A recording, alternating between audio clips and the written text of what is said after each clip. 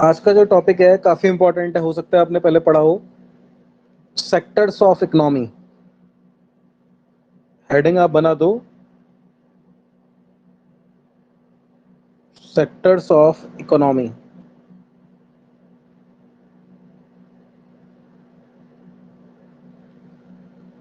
ठीक है। देखो, जैसे हर कंट्री के अंदर, वर्ल्ड के अंदर अलग अलग तरीके से इकोनॉमी को अलग अलग सेक्टर्स के अंदर डिवाइड करा गया है, उसी तरीके से हमारे इंडिया के अंदर भी ना इकोनॉमी को 3 सेक्टर्स में डिवाइड करा गया है। कितने सेक्टर्स में डिवाइड करा गया है? 3 सेक्टर्स। ठीक है, 3 सेक्टर्स के अंदर डिवाइड करा गया है। पहले सेक्टर का नाम है that is primary sector,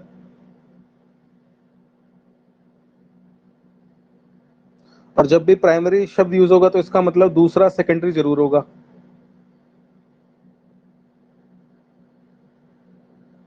primary sector, secondary sector, और third one is territory sector. Territory sector. ये 3 तरीके से सेक्टर्स हैं इकोनॉमी के। पहला सेक्टर प्राइमरी सेक्टर, दूसरा सेक्टर सेकेंडरी सेक्टर, तीसरा सेक्टर टेरिटोरी सेक्टर। कुछ बताना चाहोगे कि क्या है प्राइमरी सेक्टर में, क्या है सेकेंडरी सेक्टर में, क्या है टेरिटरी सेक्टर में? Sir please take. Prime agriculture आती है हमारी, वेरी नाइस। जो मेन सोर्स है। और सेकेंडरी हाँ में जो बिल्कुल। एग्रीकल्चरल प्रोडक्ट यूज करके फैक्ट्रीज में जो प्रोडक्ट बनते हैं वो सेकेंडरी है। ठीक है। और टेरिटरी सेक्टर में आती है हमारी सर्विसेज आती हैं, जैसे रेलवे, टेलीकॉम, ये सारी हाँ डाक लगा लीजिए, ये सब आती हैं। बिल्कुल, आपने बिल्कुल सही एक्सप्लेनेशन दी है। तो आप बच्चे सब एक काम करना, एक टेबल ड्रॉ करोगे। हम इसको एक टेबल के थ्रू करेंगे। इक्वल आप डिवाइड कर देना अपने पेज को इस तरीके से। तो ऊपर लिख देना प्राइमरी सेक्टर, उसके ब्रैकेट बराबर में लिख देना सेकेंडरी सेक्टर, उसके बराबर में लिख देना टेरिटरी सेक्टर। इस तरीके से एक टेबल ड्रॉ कर लो आप। ज्यादा बड़ी टेबल मत क्रिएट करना, 5-6 लाइन वाली टेबल क्रिएट करना बस। अगर जरूरत पड़ेगी और लाइन बता दूंगा आपको, 5-6 लाइन वाली टेबल बस। ठीक है, आप टेबल में लिखना, मैं विदाउट द टेबल लिखूंगा। सबसे पहले आप प्राइमरी सेक्टर के अंदर लिखोगे एग्रीकल्चर, इसके अंदर लिखो इट इंक्लूड्स एग्रीकल्चर एक्टिविटीज। तो उसमें लिखना इंक्लूड्स, जो आंसर भी हमारे पास आया बिल्कुल सही आंसर है, इंक्लूड्स एग्रीकल्चर एक्टिविटीज।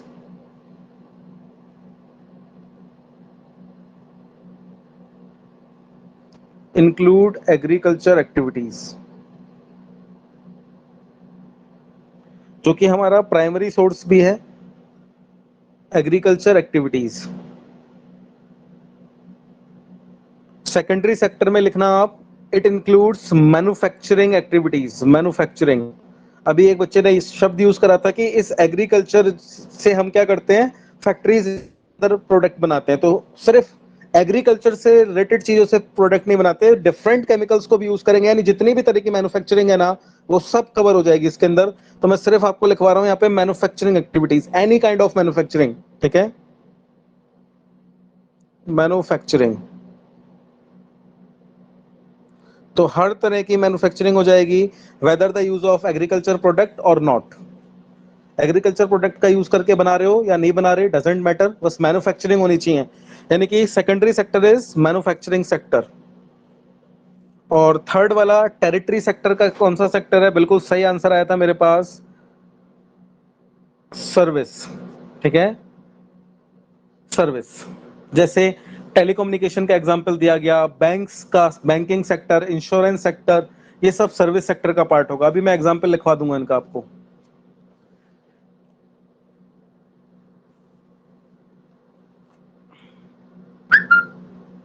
ठीक है,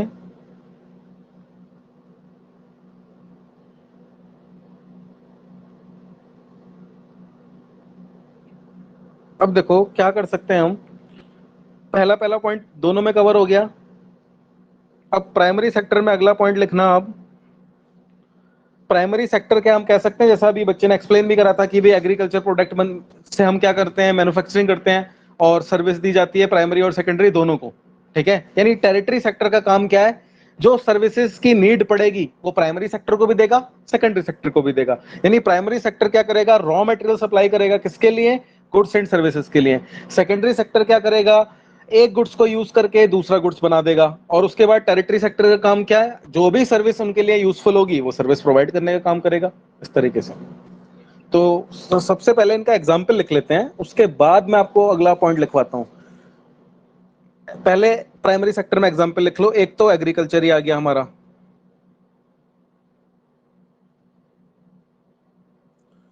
उसके बाद फॉरेस्ट्री,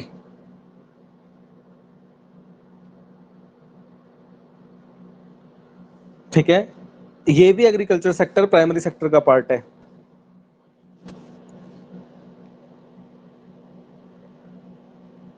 और सेकेंडरी सेक्टर में क्या क्या इंक्लूड होगा वो लिखो।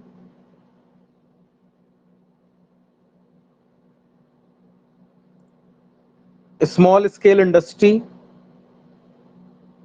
Small scale industry,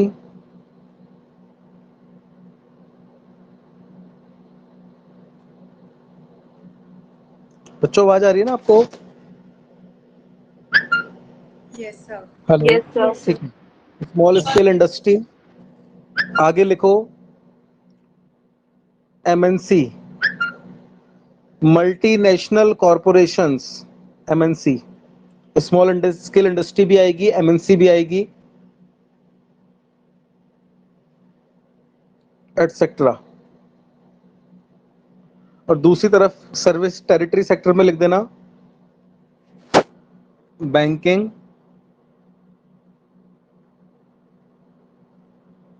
insurance, telecommunication. Banking, insurance, telecommunication.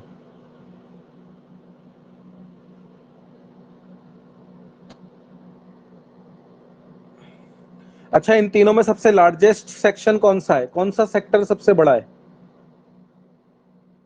Sir primary वाला एग्रीकल्चर का। और कोई?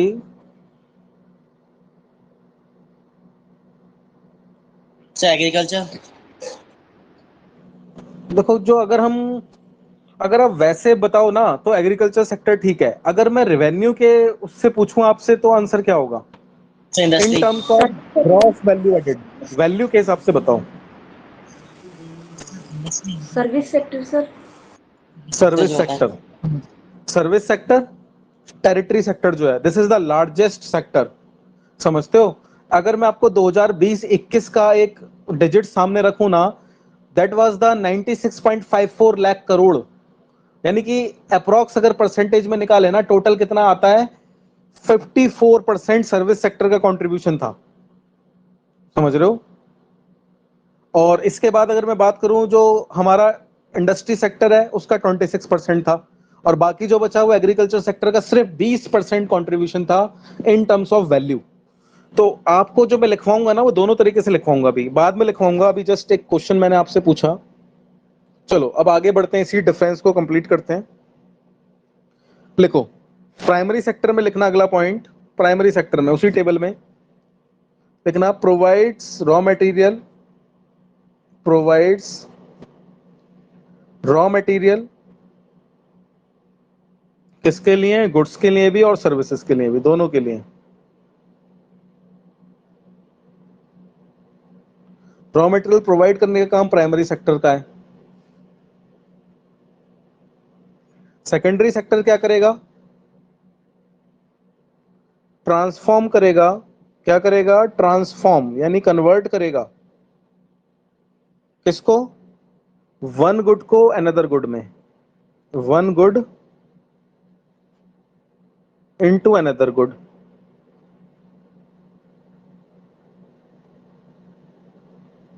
One good into another good. और टेरिटरी सेक्टर क्या करेगा, दोनों के लिए, प्राइमरी के लिए भी और सेकेंडरी के लिए भी, जो यूजफुल सर्विसेज होंगी या नीडफुल सर्विसेज होंगी वो प्रोवाइड करेगा। तो थर्ड पॉइंट में टेरिटरी सेक्टर में लिखना प्रोवाइड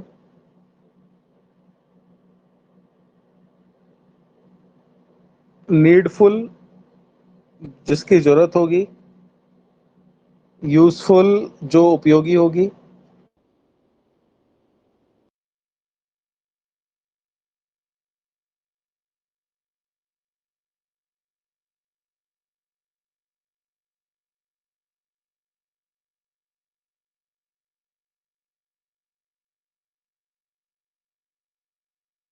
बोलूं मुझे समझ रहे हो ना ऐसे? Hello, Yes, sir. यस ठीक है ना, ऐसे clear है ना? प्रोवाइड करेगा नीडफुल और यूजफुल सर्विसेज प्राइमरी और सेकेंडरी सेक्टर के लिए। सर एक बार फिर से समझा दीजिए। फिर से समझा देता हूँ, तीनों पॉइंट आपको कवर कर देता हूँ। देखो, प्राइमरी सेक्टर का काम क्या है? रॉ मटेरियल प्रोवाइड करेगा गुड्स और सर्विसेज के लिए, ठीक है। सेकेंडरी सेक्टर क्या करेगा? उस रॉ मटेरियल को यूज करेगा और एक गुड्स से दूसरा गुड्स बना देगा, ठीक है। और टेरिटरी सेक्टर का काम क्या होगा?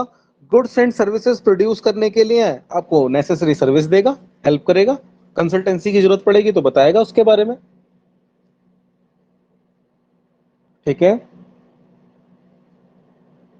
Okay, sir. अब फोर्थ पॉइंट है, लास्ट पॉइंट इसका, प्राइमरी सेक्टर में लिखना लार्जेस्ट सेक्शन, लार्जेस्ट सेक्टर। देखो मैं अभी in terms of the value बात नहीं कर रहा, मैं नॉर्मल बात कर रहा हूं। तो एग्रीकल्चर का सेक्टर सबसे बड़ा है, लार्जेस्ट सेक्टर। दूसरे नंबर पे बताओ, दूसरे नंबर पे कौन सा है?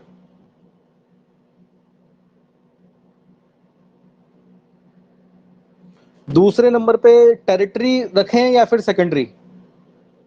Sir, secondary है, sir. सेकेंडरी। टेरिटरी। पता है उसका रीजन है, क्योंकि भाई टेरिटरी सेक्टर के लिए ना, देखो टेरिटरी सेक्टर में सर्विस दी जा रही है। सर्विस देने का मतलब पता है क्या है? उसके लिए बहुत स्किल चाहिए आपको, बहुत ज्यादा स्किल चाहिए। वही लोग तो सर्विस दे पाते हैं, जैसे लॉयर पढ़ा लिखा होना जरूरी है, इंजीनियर सर्विस दे पाते हैं, पढ़ा लिखा होना बहुत जरूरी है उनके लिए, आर्किटेक्ट। तो बहुत सारी ऐसे, telecommunication, insurance sector, banking sector, सबसे।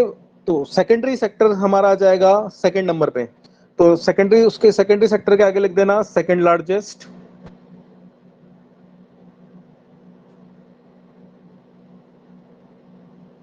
देखो सेकंड और थर्ड लार्जेस्ट पूछता नहीं है, सब आपको सिर्फ ये पता होना चाहिए प्राइमरी सेक्टर का सबसे ज्यादा योगदान है बस।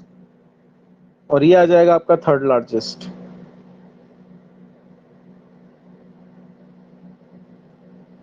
ठीक है।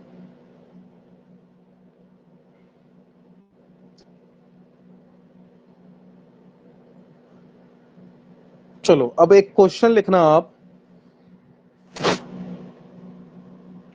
नोट की तरह बनाना, लार्जेस्ट सेक्टर, लार्जेस्ट सेक्टर। देखो एक बार एग्जाम में क्वेश्चन पता है कैसे बना? इसने ऐसे पूछा, which of the following is the largest sector as per GVA, gross value added पूछ लिया। अब बच्चे ने आंख बंद करके सीधे टिक लगा दिया प्राइमरी सेक्टर के ऊपर। तो आप ध्यान से पढ़ना क्वेश्चन क्या पूछ रहा है। कुछ नहीं लिखेगा जीवीए वगैरह तो आपका आंसर प्राइमरी सेक्टर ही होगा, ठीक है। एग्रीकल्चर ही सबसे ज्यादा है। Largest sector as per gross value added, ये था क्वेश्चन। इन्होंने इसके आगे ना ग्रॉस वैल्यू एडेड मेंशन कर दिया, और इतना शब्द मेंशन करने से आंसर चेंज हो गया। Largest sector as per gross value added,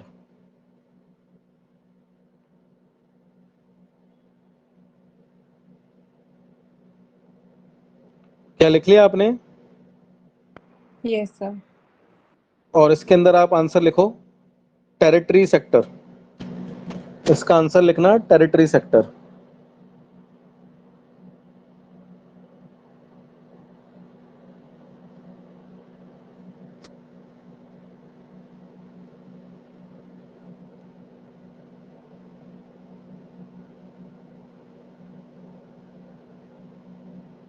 लिख लिया?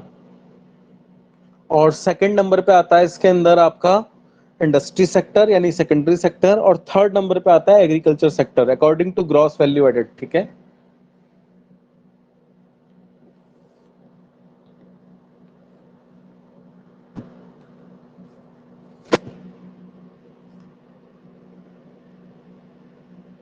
चलें आगे। Yes, sir. चलो एक सवाल मेरा आपसे, सबसे ज्यादा इंपॉर्टेंट सेक्टर कौन सा है? सबसे ज्यादा इंपॉर्टेंट सेक्टर सोच के बताओ, तीनों सेक्टर के डिफरेंस आपको पता है, सबसे ज्यादा important.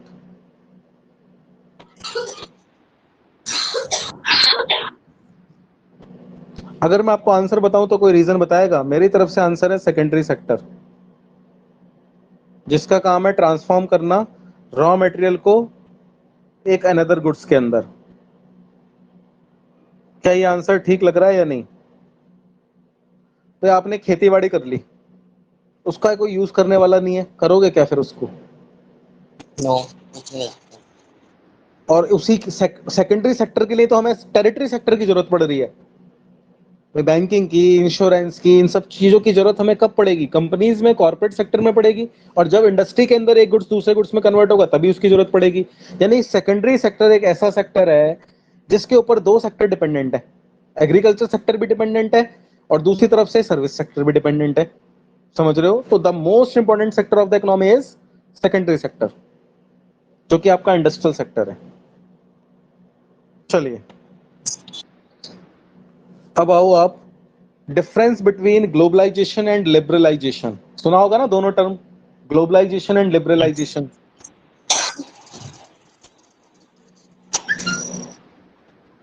Difference between globalisation and liberalisation.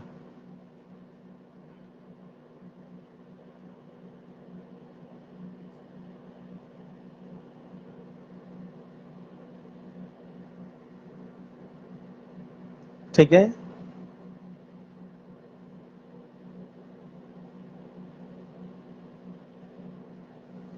Difference between globalisation and liberalisation, इन दोनों में क्या फर्क है? एनीबडी कोई एक्सप्लेन करना चाहेगा? Globalisation and liberalisation means what?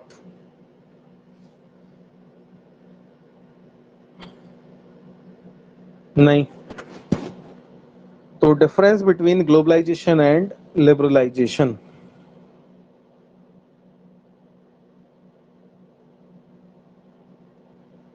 Globalisation तो लाइक पूरे वर्ल्ड में एक ही फॉलो हो सब कुछ, ठीक है, और और liberalisation? Liberalisation is something like privatisation.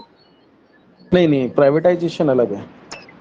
Sir ये इकोनॉमी को बूम देने के लिए किया गया था एलपीजी, जिसमें लिबरलाइजेशन, प्राइवेटाइजेशन और ग्लोबलाइजेशन थी। अब एग्जैक्ट तो मुझे याद नहीं आ रहा है, उदारवाद नीति है ये। उसमें ये था कि गवर्नमेंट कंपनीज को आगे मतलब इन्वेस्टमेंट के लिए काफ़ी उन्होंने रास्ते खोल दिए कि प्राइवेट इन्वेस्टर्स भी आए, तो ऐसा कुछ था इसमें। ठीक है, देखो काफी हद तक आंसर ठीक है, तो हम एक एक करके देखते हैं। तो पहले आप heading banana globalisation.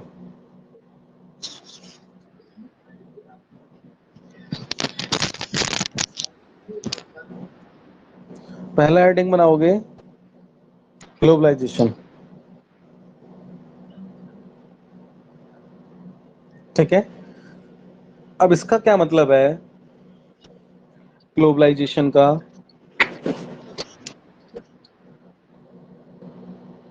Economic activities across the Nations, सारे नेशंस के बीच में जो एक्टिविटीज चल रही है, यानी एक्सपोर्ट इंपोर्ट जो चल रहा है, economic activities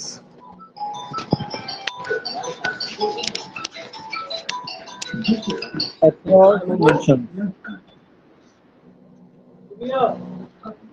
economic activities across nation. अरे प्रशांत,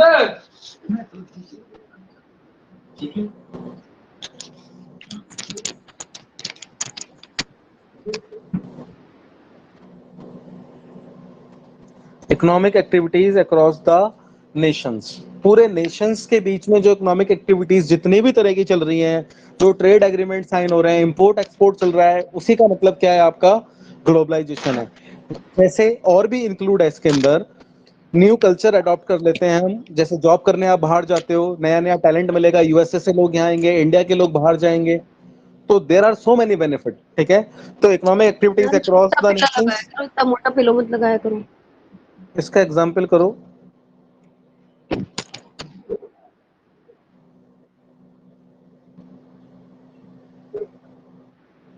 लिखो इसका एग्जाम्पल।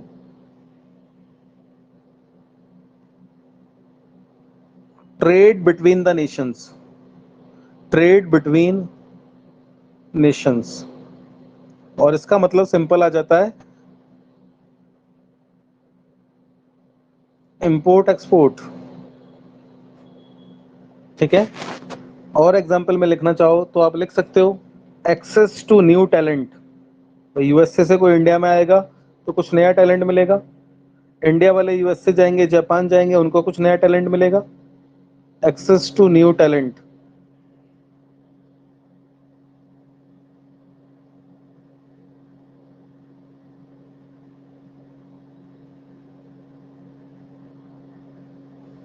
ठीक है,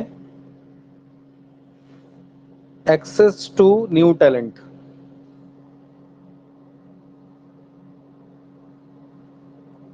और लिख सकते हैं इसके अंदर एक्सेस टू न्यू कल्चर। भाई जब आप कहीं दूसरी जगह पे जाओगे तो दूसरी कल्चर के बारे में पता चलेगा, तो और लिख लेना एग्जाम्पल में access to new culture. Access to new culture.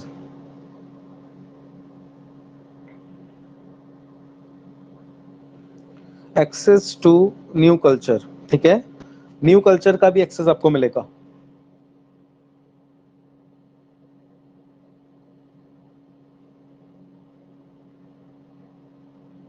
Clear है ये चीज आपको? Yes sir.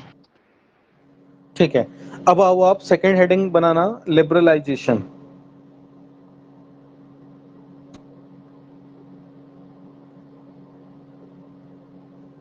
लिबरलाइजेशन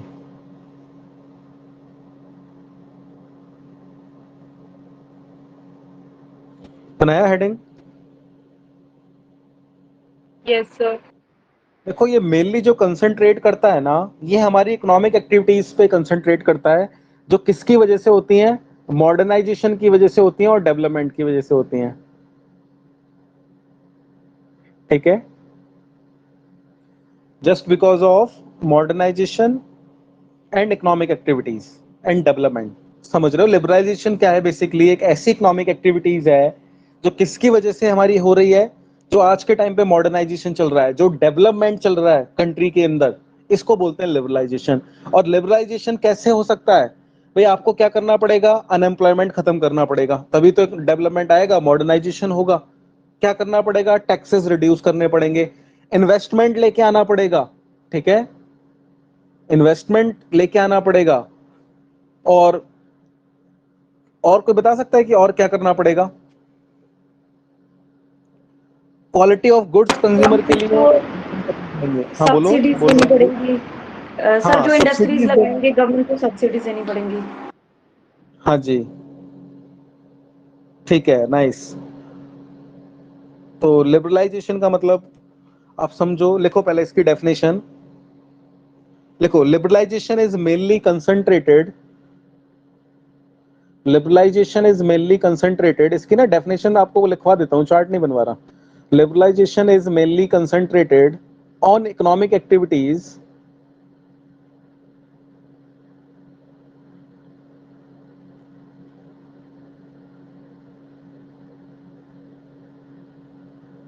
लिखा, on economic activities as a result of modernization and development.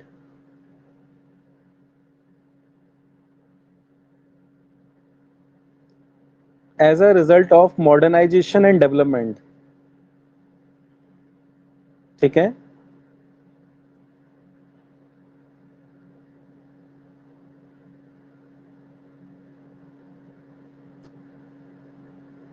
हो गई डेफिनेशन।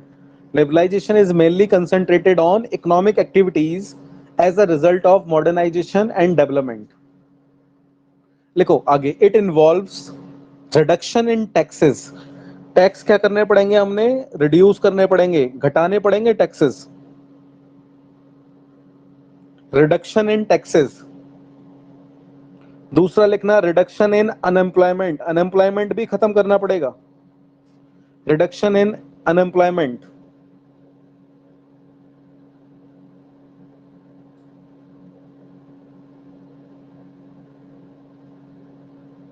ठीक है, ओके सर। और लिखो subsidy, subsidy by government, subsidy by government, government को सब्सिडी देनी पड़ेगी। और लिखो इनवर्ड इन्वेस्टमेंट, बाहर से पैसा इंडिया में आना चाहिए, इनवर्ड इन्वेस्टमेंट।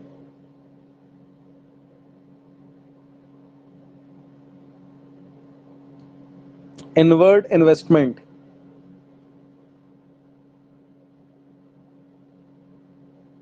ठीक है। तो this is the liberalisation.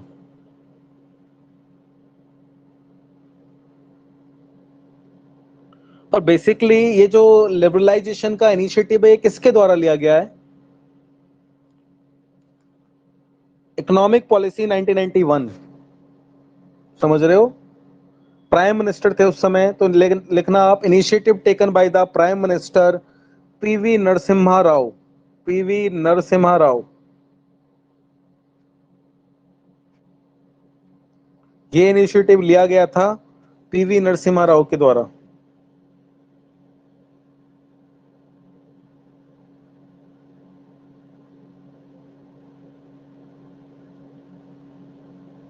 PV Narasimha Rao, ये इनिशिएटिव किसके द्वारा लिया गया? पीवी नरसिम्हा राव। और उस समय इनके जो फाइनेंस मिनिस्टर थे वो कौन थे? डॉक्टर मनमोहन सिंह।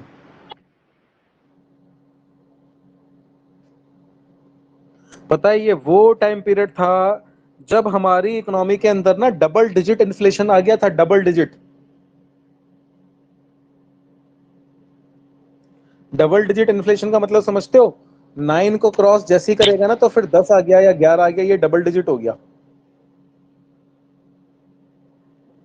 और पूरी तरीके से ये जो अप्लाई हो पाया है ना आफ्टर द वर्ल्ड वॉर 2, पूरी तरीके से ये अप्लाई तभी हो पाया था पूरे विश्व के अंदर। जो स्टार्टिंग हो गई थी इसकी वर्ल्ड वॉर 2 के बाद इसकी स्टार्टिंग हो गई थी।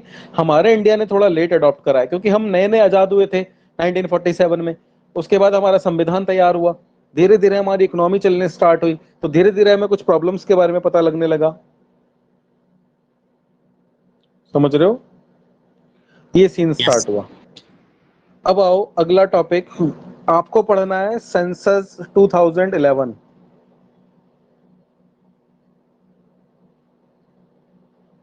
सेंसस 2011,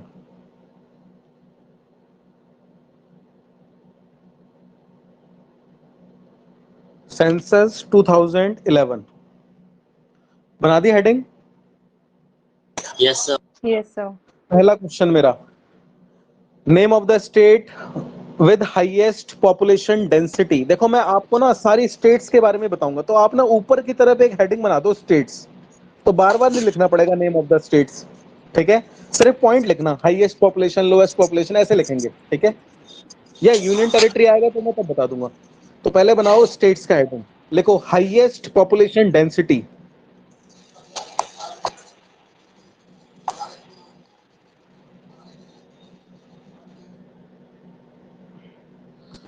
हाईएस्ट पॉपुलेशन डेंसिटी कोई बता सकता है कैसे निकाली जाती है पॉपुलेशन डेंसिटी? सर पर स्क्वायर में जितने लोग रहते हैं 1000 वर्ग के पीछे, शायद ऐसा कुछ है। राइट राइट, पर स्क्वायर मीटर में जो रहते हैं, तो सबसे ज्यादा लोग कहाँ पे रहते हैं? सर उत्तर पर प्रदेश। बिहार सर, यूपी बिहार में रहते हैं वो। बिहार में, डेंसिटी। यस बिहार में रहते हैं, तो लिख लेना इसका आंसर बिहार। देखो जो अभी मैं आपको 8-10 क्वेश्चन लिखवाने वाला हूं ना,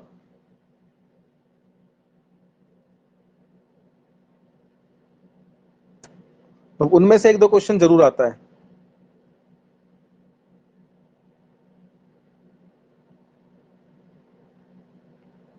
अगला question, lowest population density.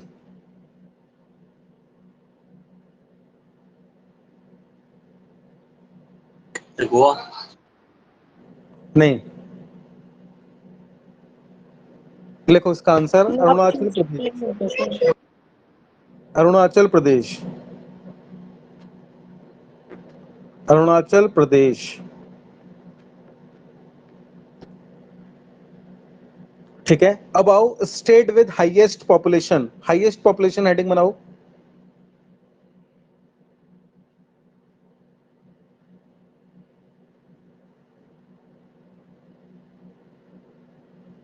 State with highest population, बोलो इसका आंसर, ये तो पता ही है सबको।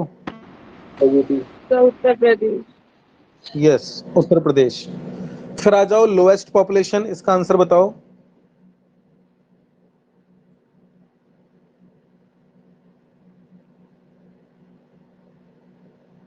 Sikkim. Yes, Sikkim. Lowest population Sikkim.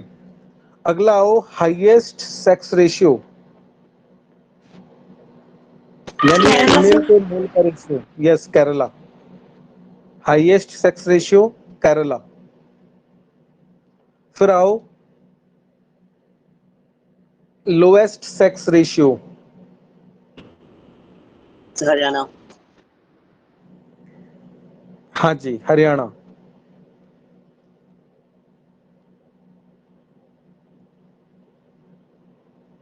ठीक है, अब आओ highest literacy rate, Kerala. Kerala. Kerala.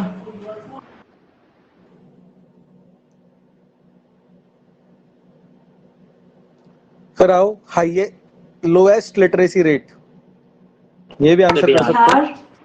Yes, still अब देखो ना, उसके बाद से सेंसस होना था 2021 में, हर 10 साल बाद होता है, लेकिन किसी रीजंस की वजह से हो नहीं पाया, तो आपको यही वाला सेंसस याद रख के चलना है। सर अब आओ लोएस्ट आप, लिटरेसी रेट कौन सा है? बिहार, बिहार ओके। ओनली 60%, 60% लोग बिहार के अंदर पढ़े लिखे होते हैं बस। अब आप ना जनरलाइजेशन पे आ जाओ, ये तो मैंने आपको स्टेट वाइज बताया। हाँ, एक यूनियन टेरिटरी के बारे में और पूछा जाता है, लिखो union territory with least population, union territory with least population, सबसे कम पॉपुलेशन वाली यूनियन टेरिटरी बता सकते हो? लेस अंडमान। देन 1 लाख, नहीं, लिखो लक्षद्वीप। लक्षद्वीप। हाँ, लक्षद्वीप, लक्षद्वीप। अब आप ना जर्नल क्वेश्चन पे आना मेरे साथ, कुछ अलग टाइप के क्वेश्चंस मैं आपको कराने जा रहा हूं, एक ना एक क्वेश्चन जरूर फंसेगा आपके पेपर में इसमें से। अब आओ literacy rate in India, male और फीमेल का कंपैरिजन देखते हैं। ठीक है, मेल कितने लिटरेट हैं 100 में से, लिटरेसी रेट इन इंडिया, तो सबसे पहले लिखना मेल। इनका रेशियो लिखो 82.14%, इतने लोग हैं पढ़े लिखे। ठीक है, अब फीमेल लिखो, और फीमेल का रेशियो लिखना इसी सेंसस के अकॉर्डिंग 65.46%, याद करनी है परसेंटेज, कभी सोचो नहीं याद करनी, करनी पड़ेगी। 65.46%।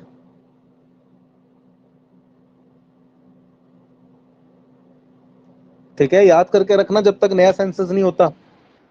अब इसके बाद आओ overall literacy, overall, overall literacy, this is 74%, this is 74%।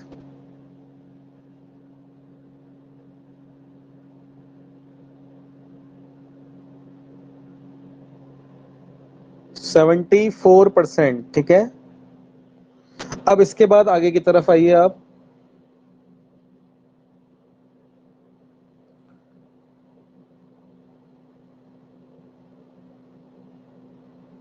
Density मैंने आपको बता दिया, लीस्ट पॉपुलेशन मैंने आपको बता दिया। अब आ जाओ highest urban population in India, कहा किसकी हाईएस्ट अर्बन पॉपुलेशन है, कौन सी पॉपुलेशन? अर्बन। अर्बन का मतलब समझते हो ना, शहरी। कौन सा स्टेट है वो जहां पे सबसे ज्यादा शहरी पॉपुलेशन है?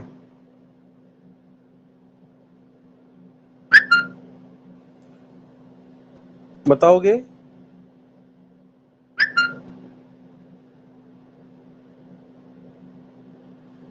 शहरी पॉपुलेशन जहां पे सबसे ज्यादा है, लिखो इसका आंसर गोवा।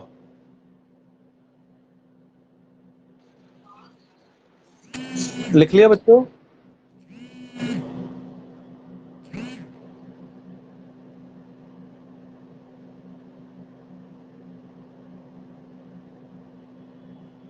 गोवा, ठीक है।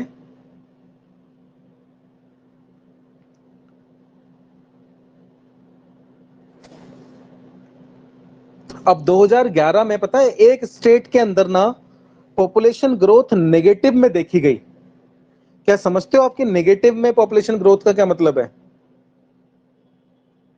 सर पॉपुलेशन का मतलब कम हो जाना मतलब। हाँ, यानी कि इससे पहले जो सेंसस हुआ था वो था 2001 में। उस सेंसस के अकॉर्डिंग बढ़नी चाहिए थी पॉपुलेशन, लेकिन कम हो गई। ठीक है, तो आप ऐसे लिखो,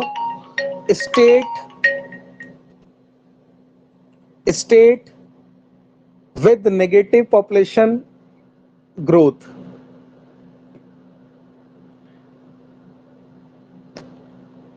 State with negative population growth।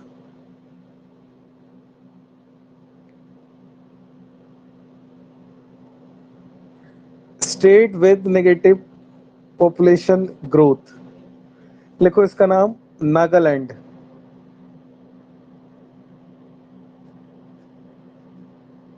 Nagaland.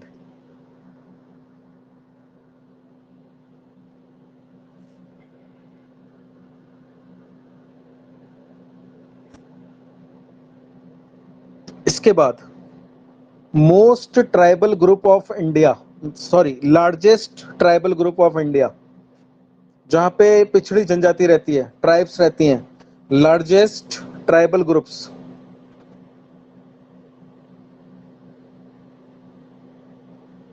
Largest tribal group of India. Anybody can answer?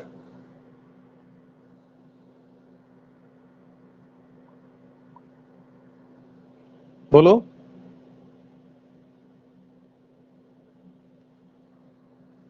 Bihar, ठीक है।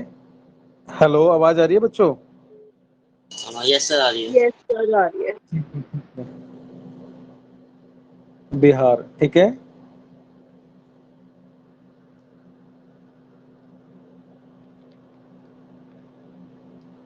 इसके बाद आओ, मोस्ट, देखो सबसे ज्यादा स्पोकन लैंग्वेज में कौन सी है? Most spoken language in India, सबसे ज्यादा बोले जाने वाली लैंग्वेज? सर हिंदी। हिंदी। तो देखो हिंदी तो हमें पता ही है, तो second most spoken language in India accept Hindi, यानी कि हिंदी तो फर्स्ट नंबर पे है। दूसरी, जैसे आपने देखा, मराठी लैंग्वेज है, बंगाली है, तमिल है, कन्नड़ है। कौन सी लैंग्वेज सबसे ज्यादा बोली जाती है? सर इंग्लिश, मतलब हिंदी के अलावा। अरे कहाँ बच्चे, इंग्लिश तो सिर्फ साउथ इंडिया में है।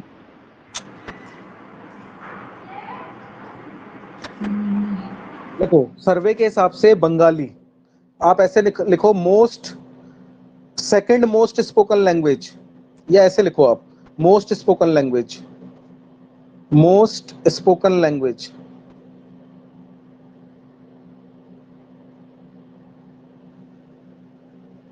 नंबर 1 पे लिखना हिंदी, तो सेकंड नंबर पे ऑटोमेटिकली क्या आ जाएगा आपका? बंगाली।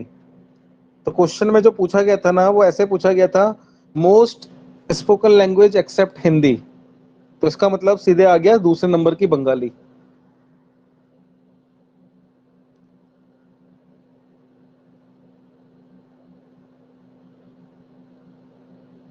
ठीक है,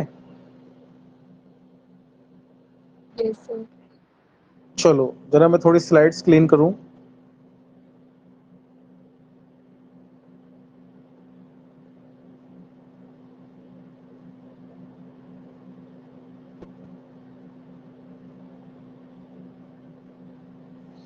चलो अब इसके बाद आओ आप, highest population of tigers in India. Tigers की पॉपुलेशन सबसे ज्यादा कहां पे है इंडिया में? Highest population of tigers in India.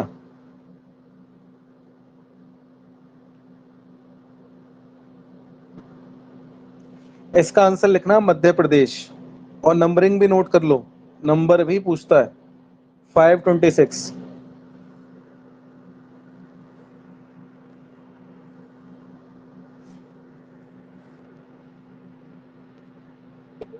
Sir repeat करना ये वाला। हाँ रिपीट करता हूँ, highest population of tigers in India, इसका आंसर है मध्य प्रदेश 526। टाइगर्स की पॉपुलेशन सबसे ज्यादा।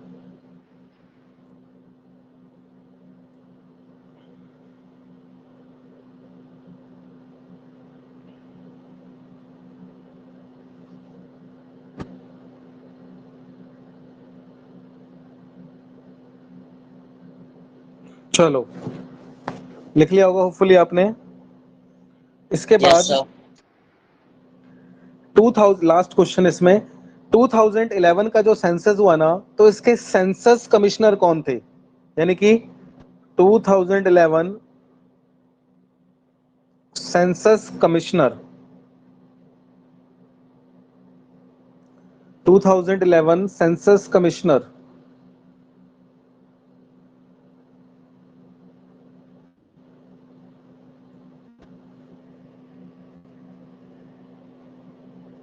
तो इनका नाम लिखो, C.M. Chandramouli, Chandramouli, CHA Chandramouli, MAULI, Chandramouli, CM Chandramouli.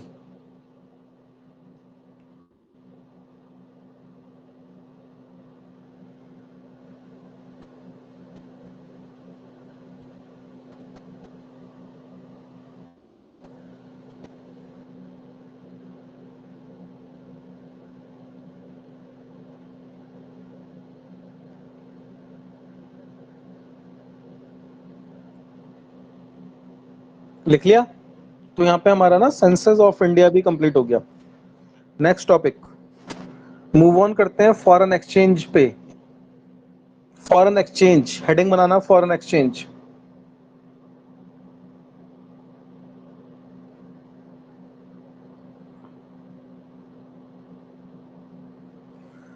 या फिर ऑब्लिक करके लिखना foreign exchange reserve.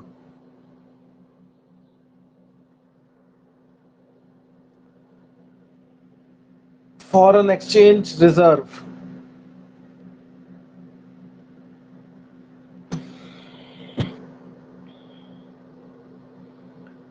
Foreign exchange reserve.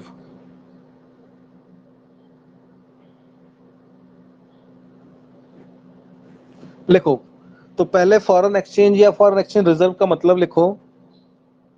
लिखो, these are the assets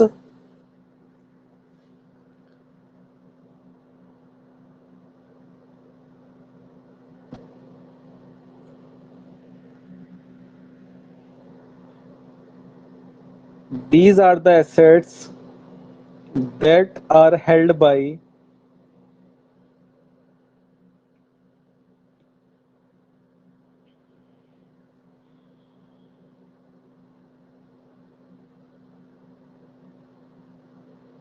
these are the assets that are held by a nation's central bank. These are the assets held by a nation's central bank.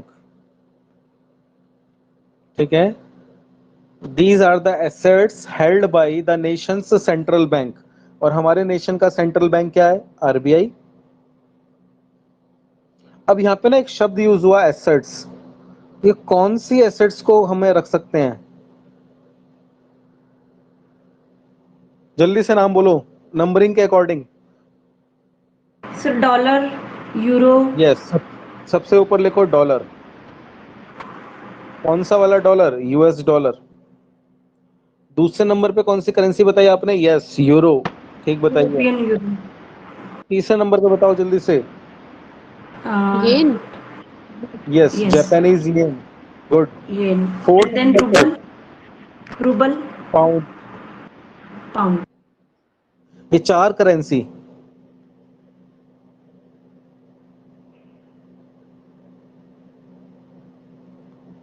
Number 1 US dollar, number 2 euro, number 3 Japanese yen और fourth number पे pound sterling. ठीक है, ये 4 currencies हैं आपकी जो major currency हैं।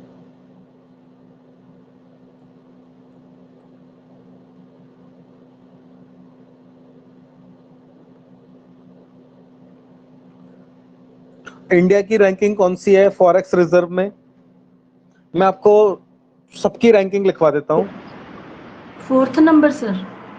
Yes, fourth ranking. Ranking number 1 पे सबसे ज्यादा फॉरेक्स पड़ा हुआ है चाइना, क्योंकि देखो आपको पता है हर कंट्री चाइना से ज्यादातर प्रोडक्ट लेती है, समझ रहे हो? तो चाइना के पास रिजर्व सबसे ज्यादा है। नंबर 2 टेक्नोलॉजी चाहिए तो किससे लोगे? जापान। फॉरेक्स रिजर्व इसके पास भी ज्यादा है। नंबर 3 पे स्विट्जरलैंड।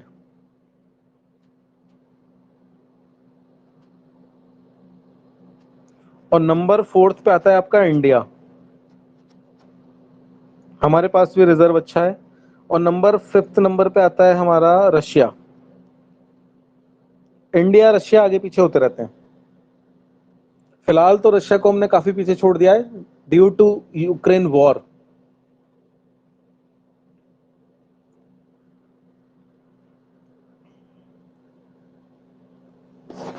अच्छा, फॉरेक्स रिजर्व इंक्रीज कैसे हो सकता है बताओगे? How it can be increase?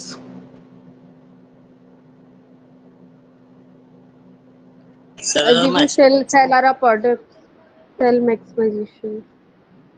ठीक है, कुछ और? क्या सिंपल बोल सकता हूँ foreign direct investment, FDI? Yes. बाहर से पैसा इंडिया यस। में आएगा तब तो डॉलर्स में तो आएगा वो सीधे। भाई अगर यूएसए की कंपनी इंडिया में पैसा इन्वेस्ट करेगी तो डॉलर्स लेके आएगी, हम कन्वर्ट करके रुपए में दे देंगे उसको पैसा।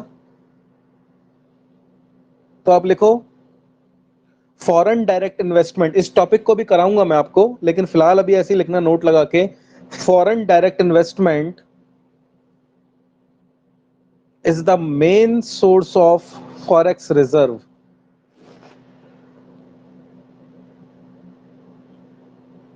Foreign direct investment is the main source of forex reserve.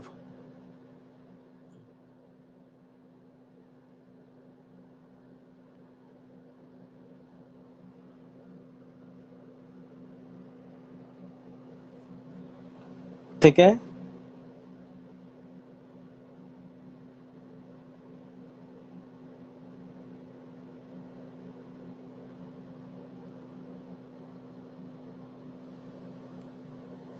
ठीक है। Okay sir. Yes, sir. अब देखो फॉरेक्स रिजर्व इंक्रीज करके क्या फायदा है, कुछ बताओगे? What is the benefit of increasing forex reserve? Economy strong होगी सर, हमारे पास पैसा मतलब जो होगा उसकी वैल्यू ज़्यादा है, जैसे डॉलर की, यूरो की। बिल्कुल, इकोनॉमिक ग्रोथ होगी, इकोनॉमिक स्ट्रांग होगी। तो आप हेडिंग बनाओ importance of increasing foreign reserve. Importance of increasing foreign reserve.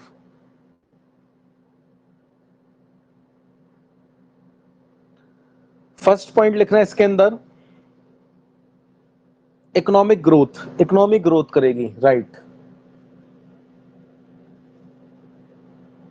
क्या रुपया स्ट्रांग होगा या नहीं होगा? सर होगा सर। आगे लिखो एप्रिसिएशन इन रुपए, रुपया भी स्ट्रांग होगा।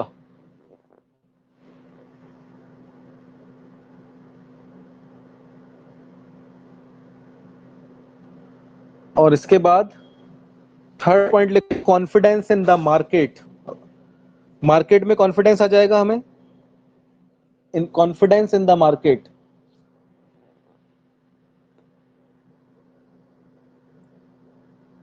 Confidence in the market.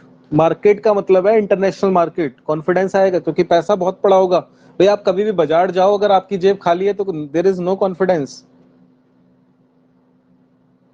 ठीक है, और हमारे पास पैसा होगा, फॉरेन रिजर्व होगा, तो फॉरेन कंट्री से हम कुछ भी खरीद सकते हैं कभी भी।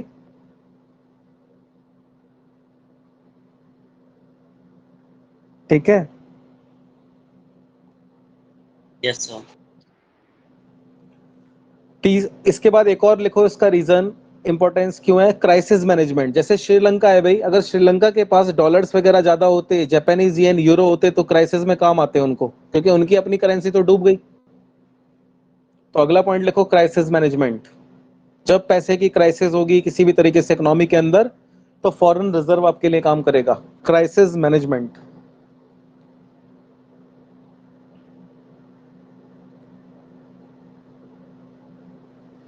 ठीक है बच्चों, यस सर। चलो नया टॉपिक फिर मैं आपको कल कराऊंगा, सेम टाइम ओके मुझे सर। मिलना। कल इसी के आगे कंटिन्यू करेंगे, कल भी 4-5-6 टॉपिक कराऊंगा आपको। Bye bye, take care. Thank you okay sir. Sir.